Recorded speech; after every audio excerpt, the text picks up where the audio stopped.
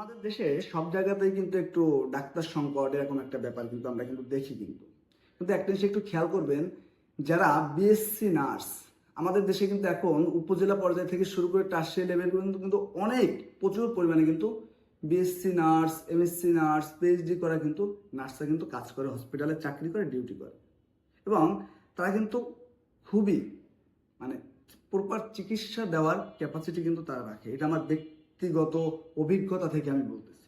এবং বাংলাদেশে এমন অনেক নার্স আছে কিন্তু তারা কিন্তু হসপিটালে কিন্তু তারা কিন্তু চিকিৎসা দিচ্ছে বলতে এইভাবে যে ডাক্তারদের পরামর্শ বা যে কোনোভাবে তারা কিন্তু বিভিন্ন ধরনের আমরা অনলাইনে কিন্তু আমরা দেখি।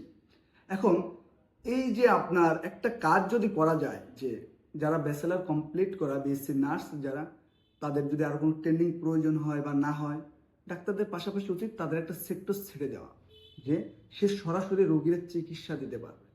তাহলে আমার মনে হয় কি, বিভিন্ন জায়গাতে যে ডাক্তারদের যে একটা সংকট থাকে বা যে একটা চাপ থাকে, মানে সবকিছু মিলে রোগীরা কিন্তু আর একটু সুন্দরভাবে চিকিৎসাটা কিন্তু পেতে পারে। কিন্তু মানে ডাক্তারদের জন্য কিন্তু অনেক সময় কিন্তু আমাদের অপেক্ষা করতে হয় ছোটোখাটো বিষয়ের জন্য, কারণ তার অফিসিয়ালি কিন্তু একজন নার্সের কিন্তু সেই মানে রাইটস নাই চিকিৎসা দেওয়ার।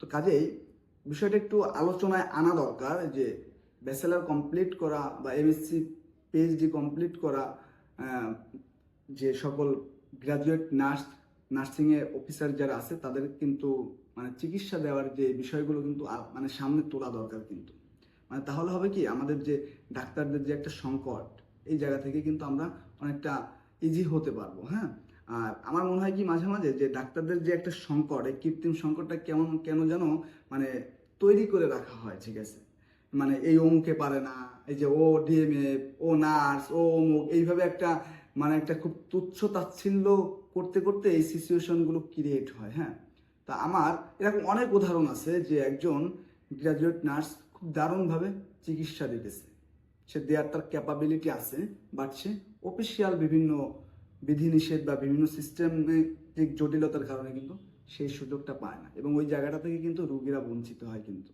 আবার দেখা যাচ্ছে যে ডাক্তারের জন্য পায় না, সেও কেন অনেক সময় অনুপস্থিত থাকে। তো এই বিষয়গুলো আলাপে তোলা দরকার। ঠিক আছে, মানে নার্সিংয়ের যারা কর্মকর্তা আছে বা নার্সিংয়ের রিসার্চ যে সেন্টার আছে নিয়ে নেওয়ার, মানে সবকিছু মিলে এগুলো আলাপ করা উচিত।